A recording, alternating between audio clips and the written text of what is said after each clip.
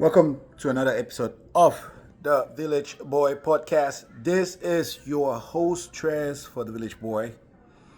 Man. I don't even know what to start with this one. I honestly don't know where to start with this one. I'm gonna give you a little background here. So, back in the day when we arrived, like Columbus, when we arrived the United States, we we got introduced to this word, kind of like it's a slur, not even kind of like akata, right? Which was a name that was attributed to Black Americans. You would hear you would hear oh, that's an akata. So it just stuck around because it was a label, right? Oyibo, akata, daki. These were all labels that were attributed to different people. Most people, myself included, had not done any in-depth research to understand the origin. I knew it was Nigerian. I knew it was because Nigerians did come up with the name. And finding out that it was a Nigerian description of a wild animal, out of control animal, uncivilized, uncultured, and then factor that they used it to justify that, Black Americans are inherently lazy, disruptive, loud,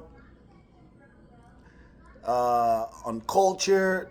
So they just associated akata with Black Americans.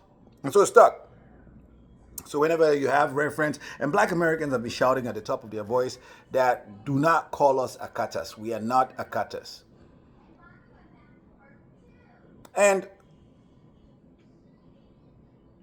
I saw the video yesterday when IShowSpeed, a Black American young man who turned 21 on his 21st birthday, he had this Show Africa tour where he's going to making stops in all the African countries. And he had gone around so many African countries, and then he finally landed in Nigeria. Boy, was it disappointing to see that. Was it embarrassing to see that? And then I came to the conclusion that I think that Nigerians were literally just projecting when they saw Black Americans. They saw a reflection of themselves. And instead of calling themselves akata, they called Black Americans akata. Because there was nothing further from the truth than seeing the akatas in Nigeria gang up, turn into a mob, dependent, begging, unruly. I mean, every description that you can think that they have used to justify why they label Black Americans akata was seen in Lagos, right? That was the most akata anything anybody can ever ponder. So from here on out, I think that name shouldn't go away. I think we should just not call the richest Black people anywhere on earth Black Americans. The most creative, competitive Black people anywhere on earth, we shouldn't label them when we just saw the population of Lagos is about 32 million. I think so. I could check, but it's about right there. Right? Right, that's one city, right up there with almost the population of Black America. And so, if, in all honesty, we are going to call Black Americans, if you still want to call them, please start by calling Nigerians akatas.